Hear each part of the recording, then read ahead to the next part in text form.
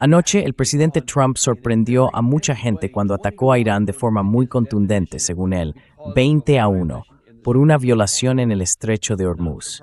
Como era de esperar, Irán respondió y tomó represalias, y eso ha enfadado mucho al presidente Trump. Parece que dice que van a volver a atacar, y nadie sabe hasta dónde puede llegar esto.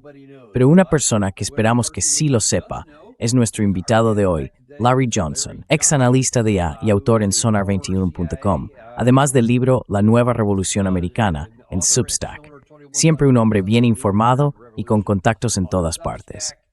Larry, bienvenido de nuevo al programa. Hola Daniel, gracias por invitarme. Bueno, mira, vamos a entrar directamente en el tema. Quiero empezar un poco por lo de anoche, para ponernos en contexto, porque el presidente Trump, bueno, en realidad no tanto por lo que pasó anoche, sino por lo que dijo sobre anoche. Esta mañana, Trump dijo claramente, sí, creo que el memorando de entendimiento se ha terminado. Creo que el alto el fuego, desde luego, ha acabado. Y luego añadió algo más sobre la escoria, como él la llama, del lado iraní.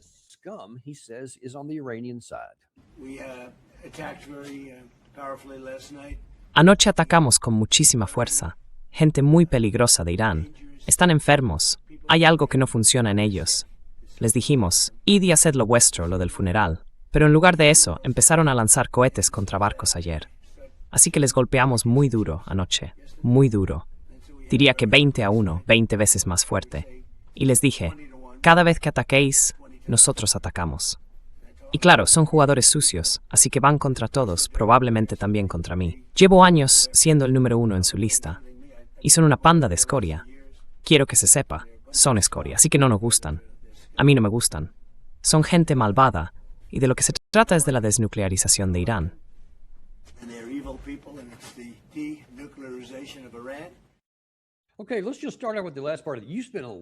Vale, empecemos por la última parte. Pasas mucho tiempo en esta zona del mundo y entiendes bien cómo piensan muchos de los actores.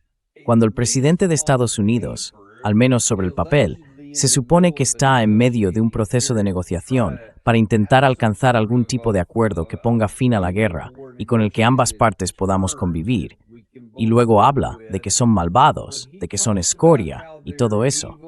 ¿Dónde queda la posibilidad de lograr un resultado que sea beneficioso para nuestro lado?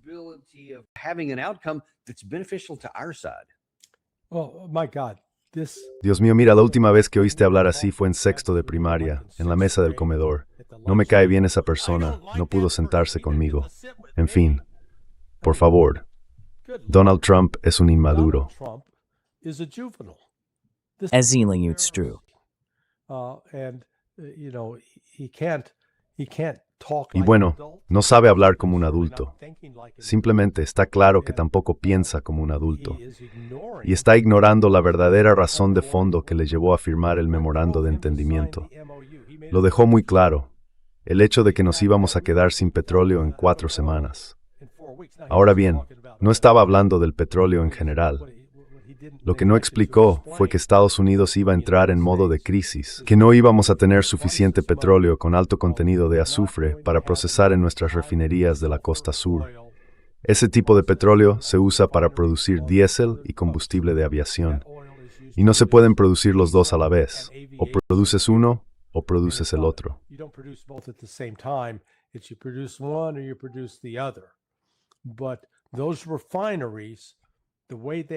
Pero esas refinerías, tal y como están construidas, no funcionan así, ¿sabes? Antes de que empezara esta guerra, yo solía pensar en las refinerías como mi molinillo de café. Echo los granos, que serían como un barril de petróleo, y luego puedo decidir si quiero una molienda gruesa, media o fina para espresso, y simplemente giro el dial.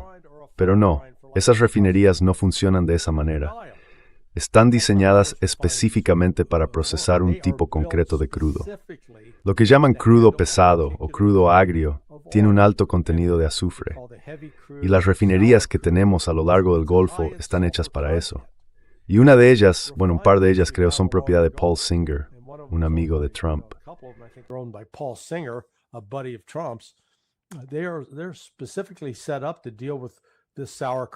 Están diseñadas específicamente para procesar el crudo agrio.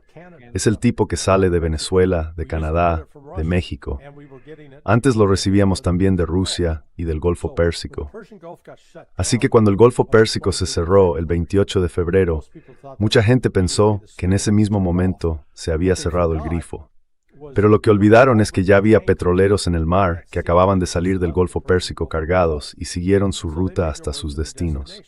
Bueno, desde el estrecho de Hormuz hasta, digamos, Houston o Baton Rouge, o sea, hasta Nueva Orleans o algún punto del Golfo, el viaje tarda unos 42 días, más o menos. Así que, haz las cuentas.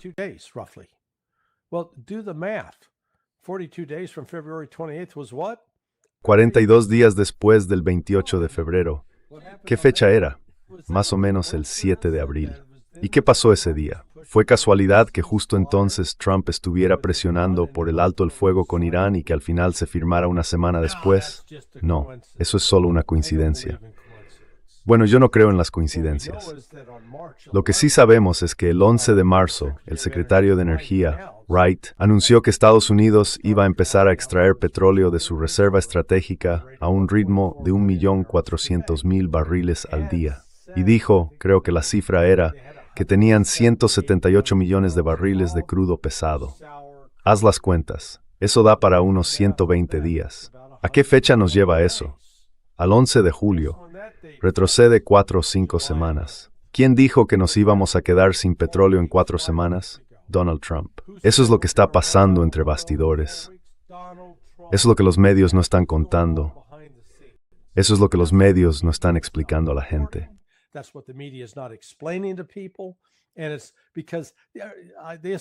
Y es porque ellos suponen, como yo también pensaba, que el petróleo es petróleo, ¿sabes? Que simplemente lo echas ahí y sale por el otro lado convertido en el producto que quieras. Pero no, todo el proceso de refinado es extremadamente complejo. Así que ya llevamos tiempo operando con un déficit, solo que lo hemos disimulado tirando del fondo estratégico de petróleo. Eso es lo que está detrás de todo esto. Y ahora llega Trump y lo revienta. Dijo que el memorando de entendimiento está muerto y ahora está insultando a los iraníes. Así que hay que dar un paso atrás y preguntarse, ¿por qué está Donald Trump tan enfadado ahora con Irán? Yo creo que, bueno, él mismo admitió anoche que Irán lanzó 111 misiles antibuque contra la flota estadounidense a unos 320 kilómetros de la costa iraní. Te aseguro que algunos barcos estadounidenses fueron alcanzados, algunos resultaron dañados, no se hundieron pero sufrieron daños y quizá incluso hubo bajas. Por eso hoy está reaccionando como un niño caprichoso.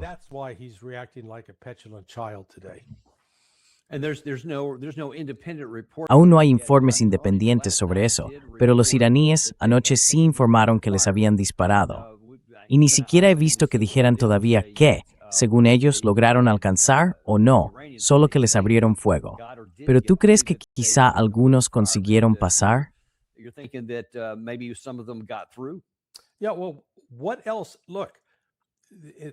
Sí, bueno, ¿qué más? Mira, hace 2 semanas tuvimos incidentes en los que Irán atacó barcos que intentaban pasar, barcos que estaban violando los protocolos establecidos por Irán y que Estados Unidos al final había aprobado.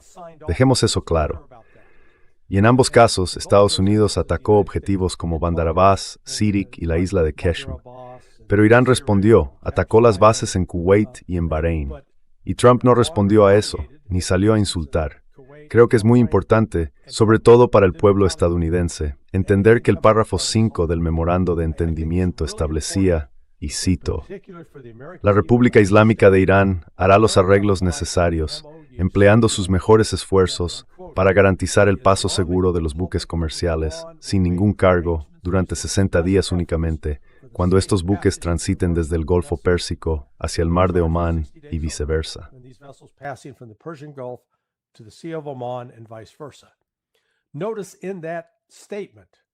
Fíjate en esa declaración. No decía que la República Islámica de Irán y los países del Golfo o Estados Unidos o nadie más. Decía estrictamente que Irán sería quien haría esos arreglos. ¿Y qué hizo Irán? Publicó lo que llaman el Estrecho del Golfo Pérsico. creó la Autoridad del Estrecho del Golfo Pérsico y estableció unos protocolos.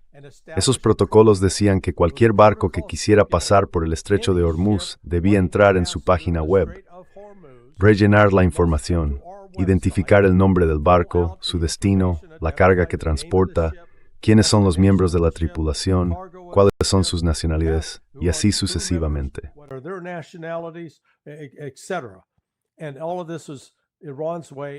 Y todo esto es la forma que tiene Irán de imponer un embargo a Israel. En ese marco, se establecen protocolos que dicen que los barcos que no cumplan serán enfrentados con fuerza. Ahora bien, en ningún punto del memorando de entendimiento dice que, si Irán ataca un barco, Estados Unidos va a responder atacando a Irán porque eso sería una violación del acuerdo. No lo dice, en absoluto. Estados Unidos tuvo la oportunidad de dejar eso claro y no lo hizo. Así que por favor, basta ya, porque esta fue la estructura que se estableció. Irán está actuando dentro de esa estructura. Quien la ha estado violando es Estados Unidos. Y luego cuando Irán la hace cumplir, Estados Unidos finge una gran indignación. Y todo esto se podría haber evitado perfectamente.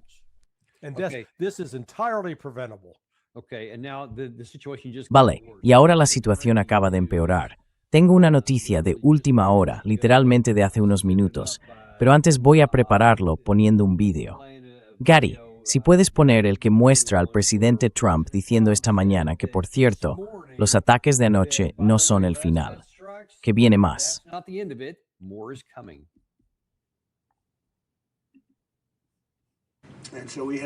Así que anoche les dimos muy duro, muy duro. Probablemente les golpeemos fuerte otra vez esta noche. Les voy a dar un pequeño aviso. Esta noche vamos a darles con fuerza, pero ya veremos cómo sale todo. No estoy contento con ellos.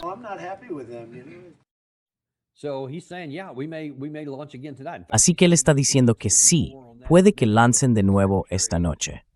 De hecho, dijo que tenía intención de hacerlo. En un momento hablaremos de eso con el secretario de Guerra, Pete Hegseth. Pero esto acaba de publicarlo la agencia de noticias Fars. Dicen que un nuevo ataque de Estados Unidos con un cambio en la doctrina nuclear recibiría una respuesta. En futuros enfrentamientos, se considerarían opciones como retirarse del Tratado de No Proliferación, modificar la doctrina nuclear y cerrar el Bab el-Mandeb junto con el Estrecho de Hormuz. El proyecto de ley para retirarse del tratado ya está listo para ser revisado en el Parlamento. Eso es un cambio enorme, realmente importante. ¿Qué opinas de eso, Larry?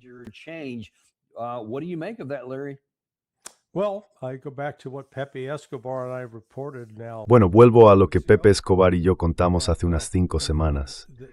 Una de las cosas que también llevó a Estados Unidos a acelerar, a estar dispuesto a firmar este memorando de entendimiento, fue que Irán estaba lanzando una amenaza. Decía algo así como, si seguís por este camino de confrontación, os vamos a demostrar que tenemos la capacidad de producir un arma nuclear. Haremos una detonación, una demostración, para que veáis que tenemos esa capacidad.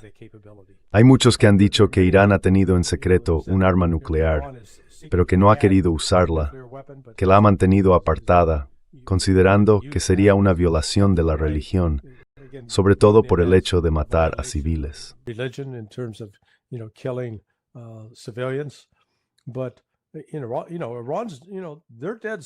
Pero Irán ahora van totalmente en serio.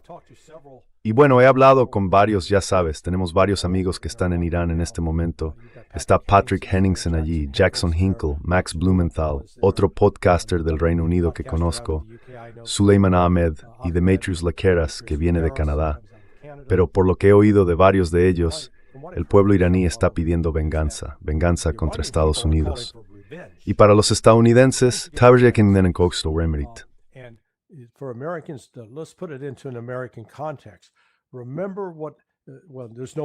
recordad lo que pasó. Bueno, casi nadie, muy poca gente viva hoy puede recordarlo, pero Pearl Harbor, el 7 de diciembre de 1941, encendió una llama, un fuego entre el pueblo estadounidense que cambió por completo la opinión pública. En aquel momento, un 45% se oponía a la guerra en Europa. De repente estábamos decididos a destruir tanto al imperio japonés como a los nazis. Y este ataque del 28 de febrero, y ahora con el entierro del Ayatollah Jamenei, ha provocado exactamente lo mismo en Irán. El pueblo iraní está furioso porque siente que ha sido atacado de forma injusta e ilegítima por Estados Unidos, y no están dispuestos a dejarlo pasar.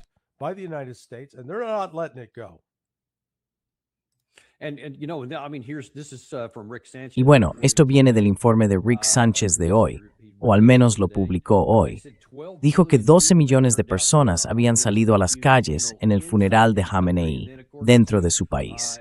Y luego, según los medios iraníes, quién sabe si las cifras son exactas, están diciendo que en Nayaf, en Irak, ha habido casi 4 millones de personas más que han acudido también a este funeral. Y una de las cosas que está moviendo a la gente es que no se trata solo de Ali Jamenei, sino también de su familia.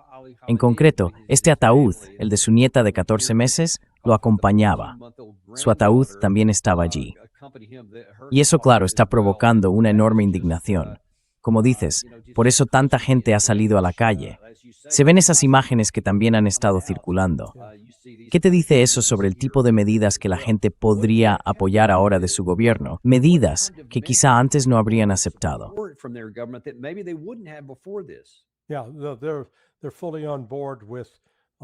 Sí, están totalmente comprometidos con enfrentarse a Estados Unidos y hacer que Estados Unidos pague.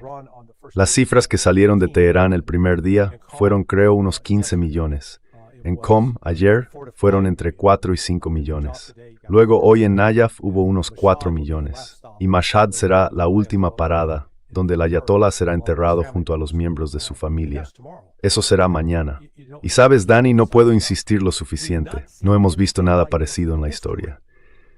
En la era moderna, yendo 2000 años atrás, nunca hemos visto una procesión fúnebre ni una reacción de un país. Ni siquiera ocurrió cuando murió Stalin.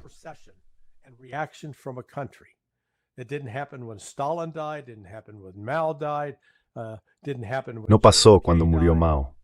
No pasó cuando murió Kennedy. Elige a tu líder, elige a tu papa. Quiero decir, sí, con el papa habría 1 millón o 2 de personas. Pero no. Cuando sumas todas las cifras de esto, vamos a superar los 35 millones. Irán tenía hasta ahora el récord Guinness por la cantidad de gente que asistió al funeral del Ayatollah Khomeini en 1989. Pero lo que estamos viendo hoy no tiene precedentes. Y los medios estas lo ignoran. Aquí no ha pasado nada. Morris, no lo cubramos, no existe. No me asunto es real.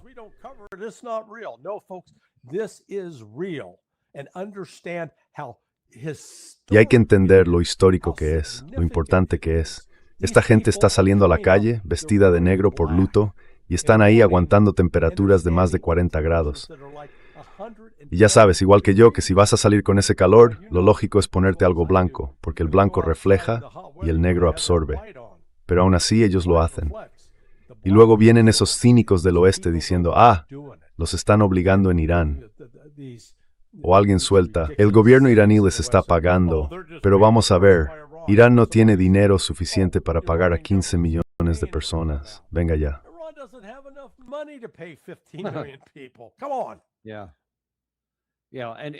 Sí, sí.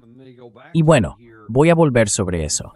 El hecho de que ahora estén diciendo abiertamente y de forma pública en su agencia oficial de noticias, la agencia FARS, que en futuros enfrentamientos podrían considerar opciones como retirarse del TNP o cambiar su doctrina nuclear. Eso es prácticamente lo mismo que decir, podríamos pasar a tener un arma nuclear. Esto es algo de lo que tú y yo llevamos hablando probablemente desde hace años, pero seguro que incluso desde antes de todo esto. Podríamos, de forma paradójica, empujarles a hacer justo aquello que, según decíamos, operaciones como Midnight Hammer pretendían evitar. Y luego, si lo decimos claramente, cerrar el estrecho de Bab el-Mandeb además del de Hormuz. Eso casi sería una opción nuclear en sí misma. ¿Puedes contarnos cuáles podrían ser las consecuencias si Trump ataca esta noche y los iraníes responden de esa manera? Solo sobre esos dos puntos, dejando de lado por ahora el tema del TNP.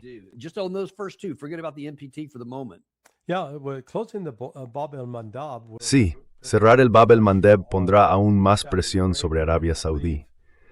Dejará como única salida para su petróleo la ruta que sube por el canal de Suez hasta el Mediterráneo, lo cual, bueno, a los europeos les vendrá bien. Al menos les dará acceso a algo de petróleo. Pero eso no elimina la posibilidad de que los hutíes decidan atacar la única terminal petrolera que Arabia Saudí tiene allí, en el Mar Rojo. Es muy vulnerable, sí. Sí, bueno, creo que Irán tiene algunas opciones porque ahora mismo he estado siguiendo el petróleo que sale del Golfo Pérsico y parece que el 95% va a China, a la India y a otros países de Asia. Así que pienso que en lugar de un bloqueo total del estrecho de Hormuz, lo que vamos a ver es que Irán imponga un bloqueo que diga que no podrán salir barcos propiedad de países occidentales, por ejemplo, armadores griegos, ni barcos con destino a Estados Unidos, Europa o cualquier país aliado con Estados Unidos contra Irán. Esos barcos tendrán prohibido zarpar. En cambio, los que vayan a países socios de Irán, como China, podrán salir con petróleo, gas natural licuado o lo que sea. Todo eso seguirá fluyendo, y entonces será decisión de Estados Unidos si quiere o no interferir con esos envíos.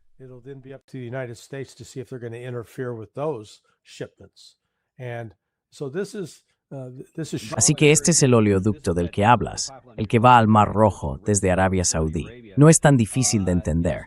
Son dos objetivos muy vulnerables. Uno es el gasoducto de Jeddah y el otro el oleoducto de crudo. Si atacas uno o los dos, Arabia Saudí lo pasa realmente mal, y con ello también la economía mundial.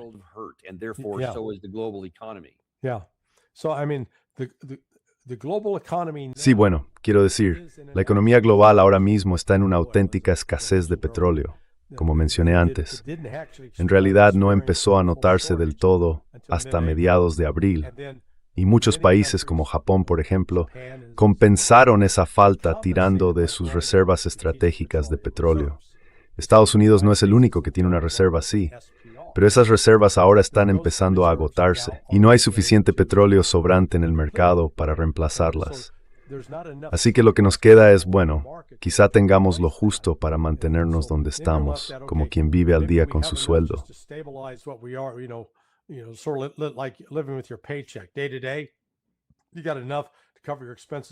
En el día a día, tienes lo justo para cubrir tus gastos y hacer la compra, pero no tienes ahorros. ¿Y qué pasa si tienes una crisis, una emergencia, un gasto inesperado? De repente te ves en un problema mucho mayor. Y así está el mundo ahora mismo. Si Trump decide reanudar operaciones de combate a gran escala, veremos una reducción drástica del combustible de aviación. Ahora bien, las órdenes que Pete Hegseth dio hace unos 10 u 11 días para retirar las fuerzas estadounidenses de la región parecen seguir vigentes. El viernes, los bombarderos B-52 que estaban estacionados en el Reino Unido fueron trasladados de nuevo a Estados Unidos.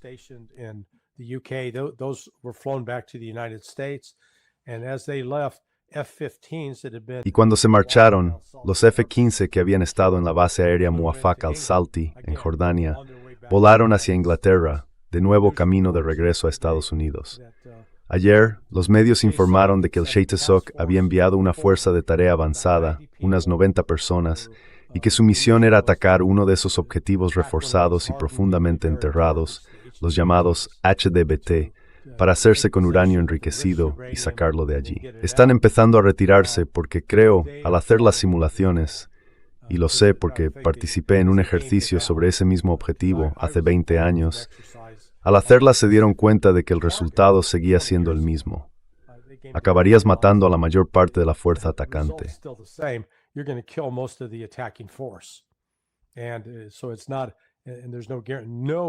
Así que no hay y no ha habido nunca ninguna garantía de éxito. Por eso están empezando a retirarse. Ahora los CATS, los equipos de acción en crisis, se desactivaron alrededor del 17 de junio. Y como sabes, cuando los CATS estaban operando las 24 horas del día, los 7 días de la semana, eso significaba que estaban ayudando con los planes, las órdenes para llevar a cabo operaciones, prestando apoyo y todo lo demás. Han vuelto, hasta ahora, a un horario de oficina, de lunes a viernes, de 9 a 5. así que ya no están en ese ritmo de 24/7. Si esos equipos se reactivan, eso te dice inmediatamente que volvemos a operaciones de combate a gran escala. Y eso va a provocar una alteración en el mercado del petróleo que dañará la economía estadounidense.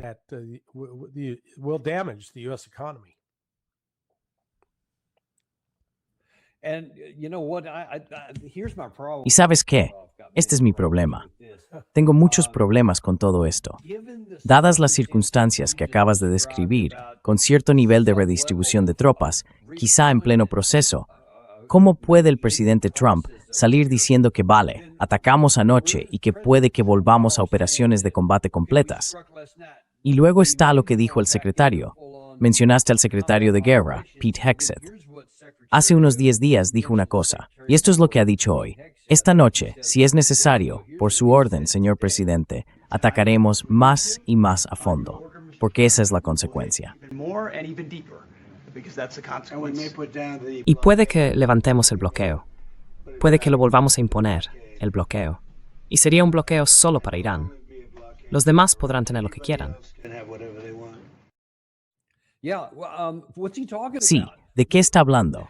¿Cómo vamos a volver a imponer ese bloqueo aquí? ¿Cómo vamos a poder pagarlo? Acabas de explicar el problema del petróleo que tenemos ahora mismo con una apertura parcial.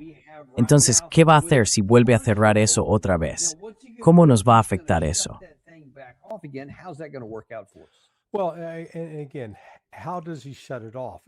Bueno, otra vez, ¿cómo se supone que lo detiene? No es que tengamos 50 barcos de sobra en la Marina de Estados Unidos sin nada que hacer. El bloqueo anterior no fue tan efectivo como a Estados Unidos le gusta aparentar, simplemente porque no tenemos suficientes barcos. Imaginemos que sale un buque de carga de Irán. Vale, si vas a detenerlo, si Estados Unidos puede enviar fuerzas para hacerlo, entonces tienes que asignarle un barco que navegue con él hasta el punto en el que vayas a tomar el control del cargamento, descargarlo o lo que sea.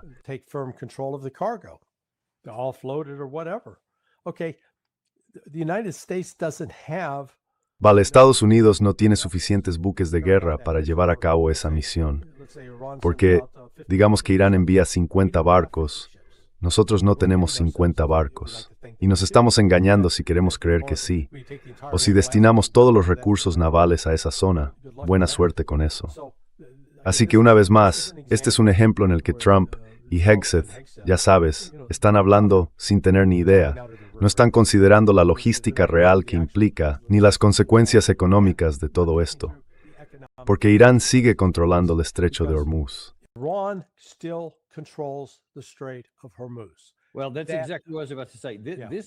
Bueno, eso es justo lo que iba a decir. Esto es de hoy.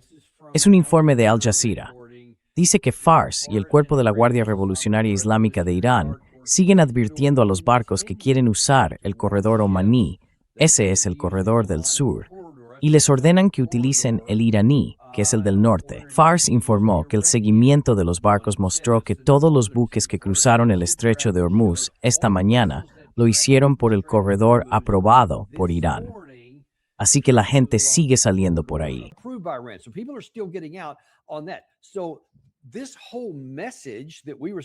Todo ese mensaje que se suponía que íbamos a enviar anoche, con ese ataque 20-1 que Estados Unidos dice haber llevado a cabo, y que el presidente Trump dijo expresamente que iba a demostrar a esos no iraníes que más les valía, ya sabes, comportarse, es la expresión que seguimos usando. Pero no se han comportado. Siguen diciendo, siguen haciendo, ni siquiera han frenado un poco. Larry, ¿qué te dice eso? Podríamos hablar incluso de la muerte del miedo a Estados Unidos, porque ya no solo amenazan, sino que ahora, incluso cuando mostramos poder militar letal, no se rinden. ¿Qué significa eso para el futuro?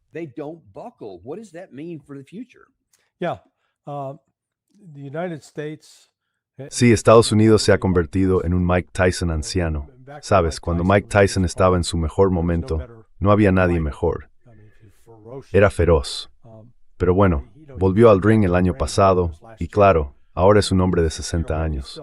Sigue estando en muy buena forma y probablemente podría tumbar a cualquiera por la calle, pero perdió ese combate. Y Estados Unidos ha descubierto, bueno, no estoy seguro de que lo hayamos descubierto del todo, Pero se nos está mostrando que toda nuestra doctrina y estrategia militar se basan en un concepto del mundo del siglo XX. Y con esto quiero decir, oye, tenemos estos portaaviones.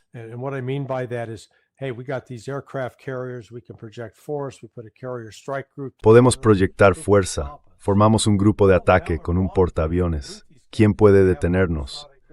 Pues ahora Irán puede. Los hutíes también pueden, porque tienen misiles hipersónicos o misiles antibuque contra los que no podemos defendernos.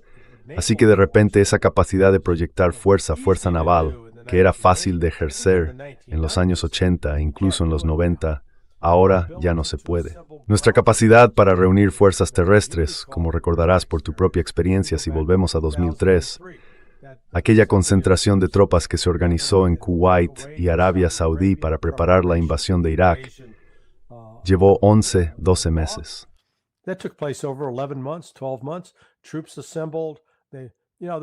Las tropas se reunieron. Ya sabes, hubo un par de ataques con misiles Scud, pero nada que causara muertes, nada que provocara daños graves, y en realidad no fue una amenaza seria. Hoy en día, si intentas reunir una fuerza de ese tamaño tan cerca de Irán, serían destruidos. No tendrían ni un momento de tranquilidad, porque a menos que se muevan bajo tierra, y para eso hay que construir instalaciones subterráneas, eso lleva tiempo. Maritidis forditi kemestatiflis terrest y elths dices y torres. Oídos comentarios que decirse, sí, claro, nalins wizidis plier first threes en Irak.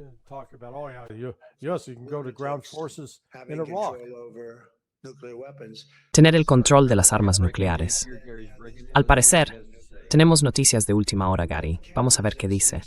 Tenemos cámaras, por ejemplo, en el lugar que esos preciosos B-2 bombardearon a la 1 de la madrugada hace 10 meses. Lo volaron por completo. Tenemos cámaras. Eso es lo que se llama la fuerza espacial, si están en el espacio. Pero tenemos cámaras que pueden leer la placa de identificación de la persona que se acerca a un sitio. Alguien llamado Mohammed, algo así. Decimos, es Mohammed algo, está allí con palas. Bueno, con palas no va a llegar muy lejos. Ni siquiera la maquinaria más grande del mundo podría llegar, si quieres saber la verdad. Está muy profundo, pero lo estamos vigilando. Y si alguien se acerca, lo destruyen. Así que nadie va a tocar eso. Al final, lo tomaremos nosotros.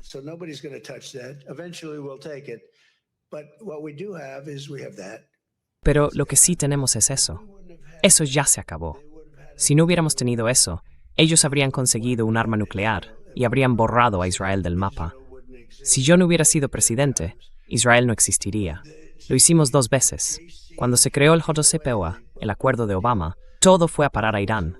$1.700 millones en efectivo, cientos de miles de millones más. Pensaban que podían comprar la paz con esa gente. No se puede hacer eso. Así que lo más importante que tenemos, más que cualquier otra cosa de la que podamos hablar, es que no se puede dejar que los locos tengan armas nucleares, y nosotros lo hemos impedido. Y eso también se debería haber impedido en un par de ocasiones más, con otros países, pero no lo hicieron. Sí, adelante.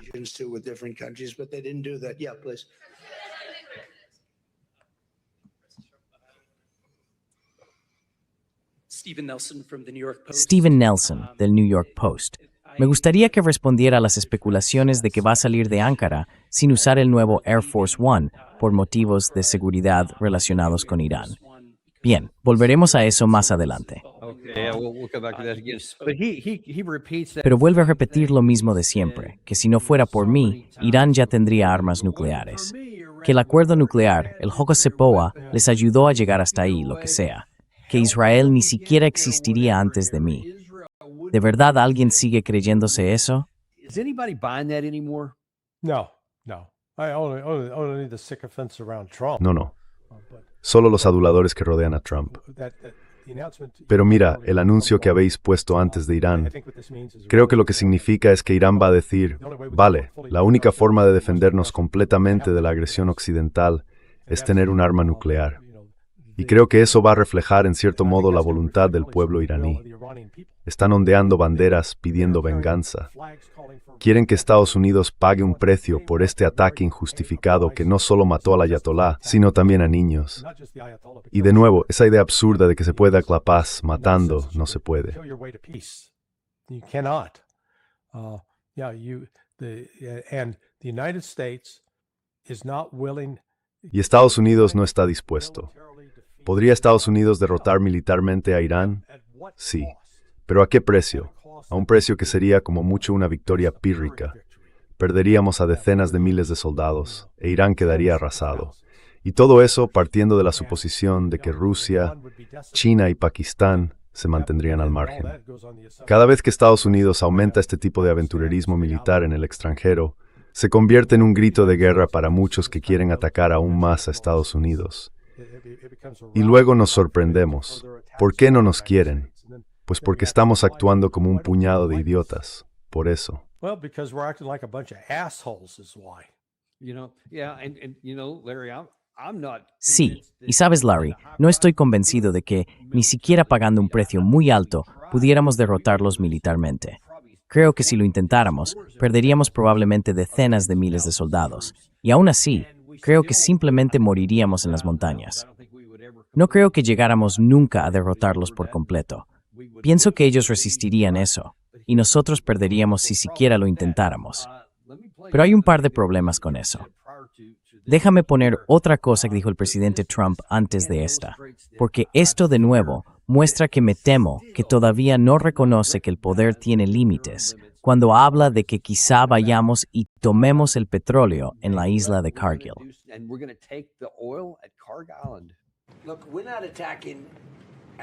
Mira, no estamos atacando al nivel más alto. El nivel más alto son los puentes, que podríamos derribar. Yo diría que en un solo día podríamos derribar todos los puentes de Irán. No hay nada que puedan hacer al respecto. Tienen instalaciones eléctricas, ¿verdad? Plantas donde generan su electricidad. Si tenemos que hacerlo, las destruiremos. No quiero hacerlo, pero si es necesario, lo haremos. También tienen plantas de desalinización. Si hace falta, las eliminaremos. Me da pena hacerlo. Esa probablemente sería la que menos me gustaría atacar. Anoche atacamos la isla de Karg. Dañamos una parte. Dije, no toquéis el petróleo, porque quizá tomemos el control de la isla de Karg. Puede que la tomemos. No hay nada que puedan hacer al respecto.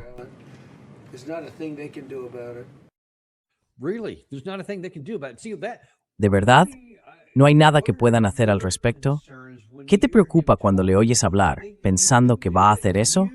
Tú probablemente lo sabes mejor que la mayoría, y desde luego mejor que casi todos los que tenemos aquí en el canal. Estás bastante cerca de la punta de lanza, de la gente que llevaría a cabo las misiones de las que él habla. Está, por decirlo con una frase de Top Gun, prometiendo cosas que nuestras fuerzas no pueden cumplir. No, absolutely. Look. Por supuesto. Mira, ahora mismo en particular, hace un calor infernal en el Golfo Pérsico, especialmente sobre el propio Golfo. Y entonces, si te preguntas cuántas tropas haría falta para asegurar la isla de Karg, primero hay que calcular ese número. Luego tienes que pensar cómo demonios las llevas hasta allí. No vas a transportarlas en barcos, porque los barcos podrían ser alcanzados por drones o por misiles balísticos de corto alcance. Así que ya tienes un problema. ¿Cómo llevar las tropas, incluso si dices, bueno, las vamos a enviar por aire? Vale, ¿por aire en qué? ¿En un C-130? ¿Que salten en paracaídas? Eso da para, como mucho, unos 90 soldados de combate. Haría falta una barbaridad de vuelos para meterlos allí, y esos vuelos serían vulnerables a la defensa aérea de Irán.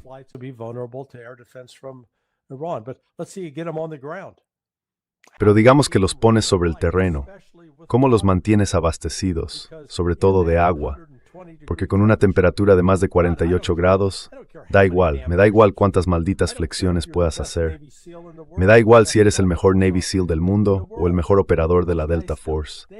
Esos tipos necesitan agua. Son seres humanos. El cuerpo necesita agua. Y eso sin hablar de la comida, la munición, de seguir reabasteciendo en medio de cualquier tipo de oposición en tierra y además con cobertura porque les van a llover drones y misiles balísticos. Esto es, en fin, odio la estupidez. Y Donald Trump está demostrando un nivel de estupidez que resulta asombroso. Y por desgracia está rodeado de gente aún más estúpida que él.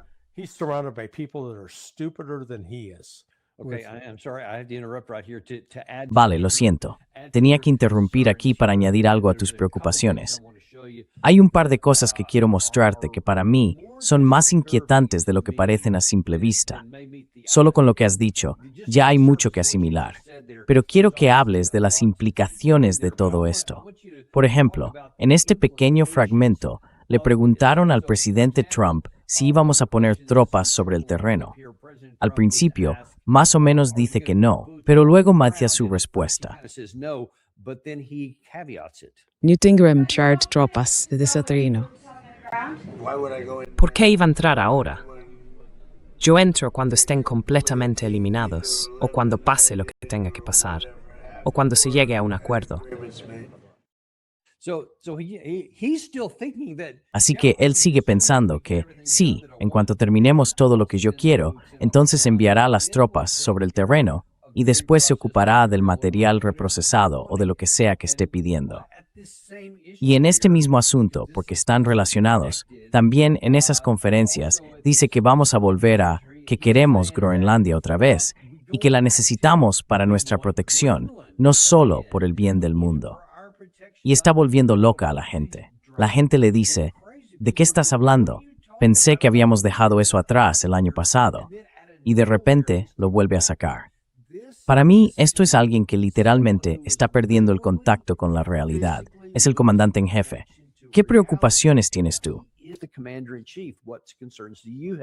Well, no, it's exactly that. There's no one to put. Bueno, no, es exactamente eso. No hay nadie que le ponga límites.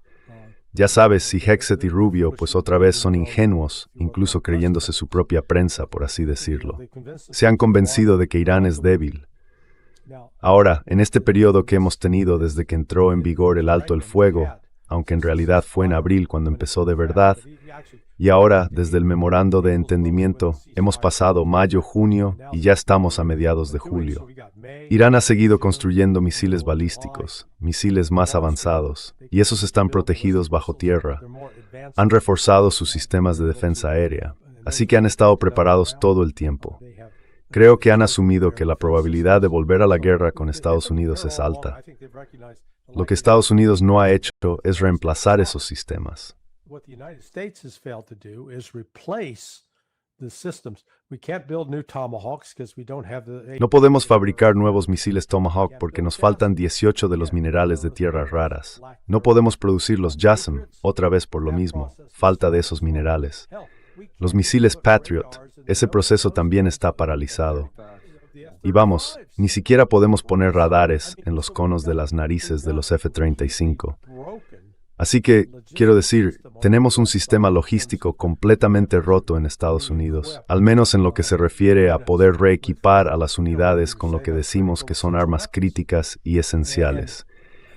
Y la única opción que le queda a Estados Unidos en todo esto es un acuerdo negociado con Irán.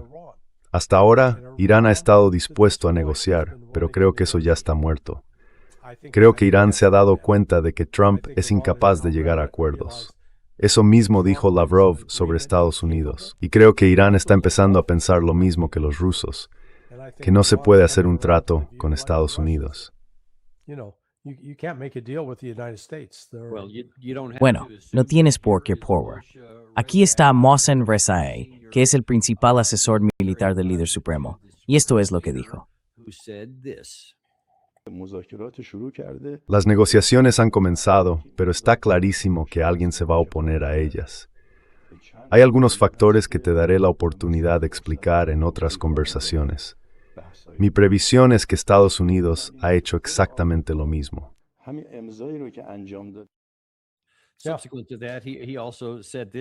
Después de eso, también dijo hoy lo siguiente en X, a través de la agencia iraní Fars News. Dijo, si Trump vuelve a atacar, estamos completamente preparados. Las acciones recientes del enemigo en el estrecho de Hormuz, que se presentan bajo el pretexto del comercio, en realidad se utilizan con fines militares. Los que se oponen a las negociaciones deberían tener un poco de paciencia. Está diciendo esto a la gente de su país, que verán cómo Estados Unidos será quien viole el acuerdo. Creo que han perdido toda la confianza. Y entonces, ¿qué significa eso para el estrecho, para quizá el Bab el-Mandeb, para las armas nucleares? ¿Qué significa todo esto de verdad? It means Iran is now going to exercise full control. Bueno, eso significa que Irán va a ejercer un control total.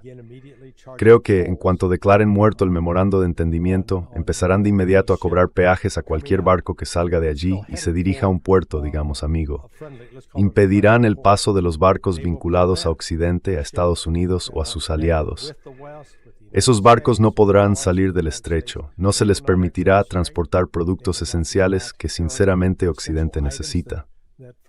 Y no se trata solo de petróleo, gas natural licuado, azufre o urea. Luego está todo el tema del helio, que es otra categoría completamente distinta.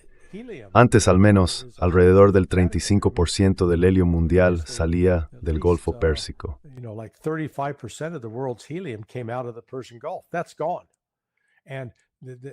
Eso ya se ha acabado. Y bueno, seguimos aprendiendo cosas de esta guerra.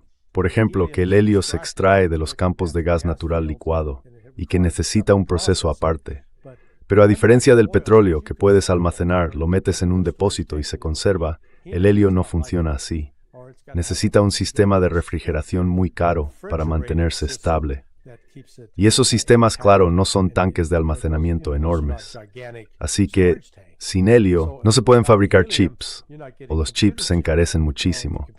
Y eso está provocando un golpe inflacionario a nivel mundial.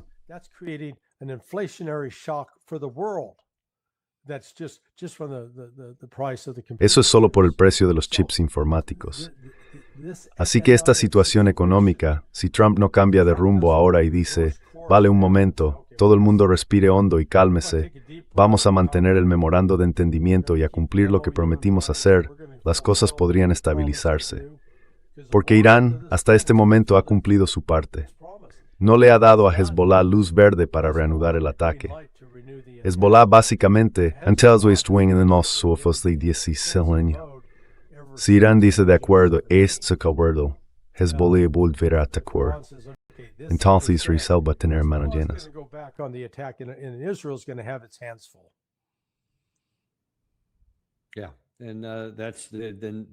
Sí, y ahí es cuando hablamos de toda la región. En ese momento todo se incendia y las cosas se ponen aún peor para nosotros. Pero ese no es el único problema que tenemos. Si solo fuera este asunto, ya tendríamos señales de alarma muy serias. Pero no es el único, y por desgracia hay más banderas rojas que tengo que agitar en relación con la guerra entre Rusia y Ucrania. Así que déjame señalar un par de cosas. Hubo un intercambio entre el presidente Trump y Marco Rubio, donde se hablaba de esos ataques de largo alcance que Ucrania está llevando a cabo dentro de Rusia. Ahora bien, lo que se está diciendo, y Vladimir Zelensky también entra en esto en un momento, es que dicen, oye, esto es algo positivo, porque va a hacer que Rusia por fin se siente a negociar en los términos que nos interesan. La capacidad de Ucrania para alcanzar objetivos en el interior de Rusia y llevar a cabo ataques, creo que es una de las dinámicas que han cambiado en esta guerra en los últimos meses. Y eso significa que a los rusos les está resultando más difícil defender su propio espacio aéreo. Lo que esperamos que eso implique es que ahora sea un espacio para negociar el fin de esta guerra. Es una escalada, sí, pero también una escalada que puede ayudar a ponerle fin. El presidente Trump dice abiertamente que sí, que todo esto es una escalada de la guerra, pero que tendrá un efecto sobre Moscú que los hará caer de rodillas. ¿Qué opinas tú, Larry Johnson?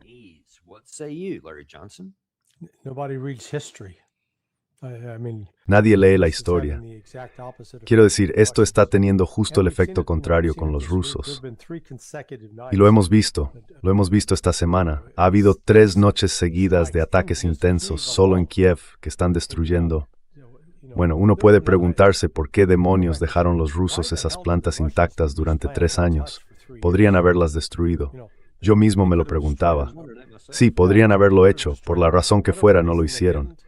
Pero ahora han dicho, y quizá fuera por los intereses extranjeros, por la propiedad extranjera, que no querían crear obstáculos a una posible negociación. Ahora creo que se han dado cuenta de eso. Y Peskov lo ha dicho claramente. This is not going to end with negotiations. There's not a negotiation. Esto no va a terminar con negociaciones. No hay un final negociado para esto.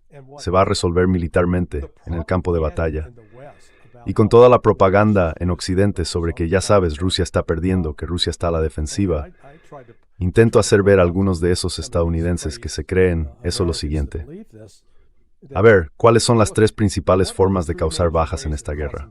Bombardeos de artillería, ataques con drones y bombas planeadoras. Fab. Pues bien, Rusia tiene una ventaja de 3,5 a 1 en artillería. Ucrania, desde el inicio de la operación militar especial, ha disparado unos 7 millones de proyectiles. Rusia ha disparado más de 23, casi 24 millones. Una diferencia enorme. Con los drones lo mismo. Rusia tiene una ventaja de 3-1, más o menos. Y en cuanto a las bombas FAB, Ucrania no tiene ninguna. Fab bombs, Ukraine doesn't have any. Russia's dropped 135. Rusia ha lanzado 135,000 de esas bombas. Planean desde unos 80 hasta más de 160 kilómetros de distancia. La carga mínima es una bomba de 500 kilos y la máxima de casi 3 toneladas. Y todas van dirigidas contra posiciones defensivas ucranianas. Y aún así, Occidente quiere hacernos creer que Ucrania está causando 8 veces más bajas a los rusos. Vamos, dejad de engañaros. Eso no hay manera de que sea cierto. Y luego están las cifras de la Cruz Roja, que dicen que desde enero de 2025, cada mes se intercambian cuerpos. Y la proporción es que por cada ruso muerto, Rusia entrega entre 37 y 39 ucranianos muertos. ¿Y cómo explica eso Occidente? Ah, claro, dicen que como Rusia avanza tan rápido, los ucranianos no tienen tiempo de recuperar sus cuerpos. Espera un momento.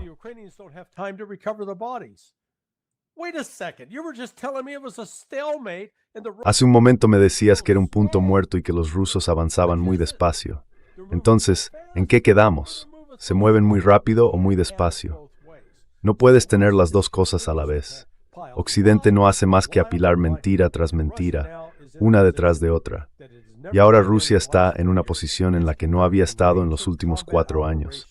Está llevando a cabo operaciones de combate importantes en 6 frentes, en Sumy, Kharkiv, Donetsk, Dnipropetrovsk, Zaporilla y Gerson.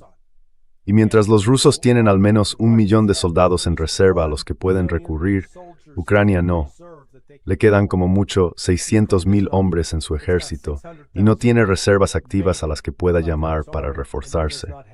Esto quiero decir, esto es como si el coche ya se hubiera salido del precipicio. Solo es cuestión de tiempo antes de que toque fondo.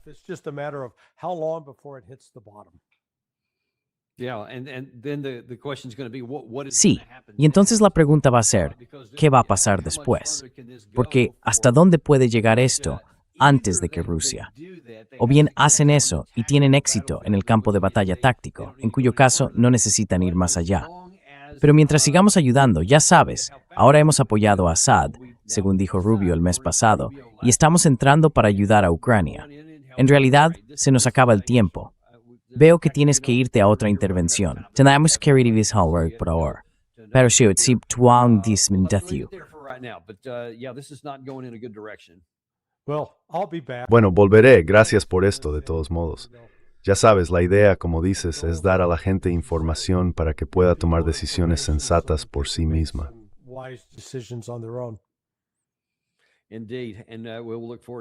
Exacto, y estaremos encantados de tenerte de vuelta. Muchísimas gracias por esta conversación tan esclarecedora, sobre todo por la parte en la que hablábamos del posible impulso de Irán hacia las armas nucleares. Veremos cómo evoluciona eso. Muchas gracias de nuevo, y animamos a la gente a visitar Sonar 21, donde pueden encontrar todo tipo de contenidos interesantes de Larry Johnson. Esperamos verte la próxima vez.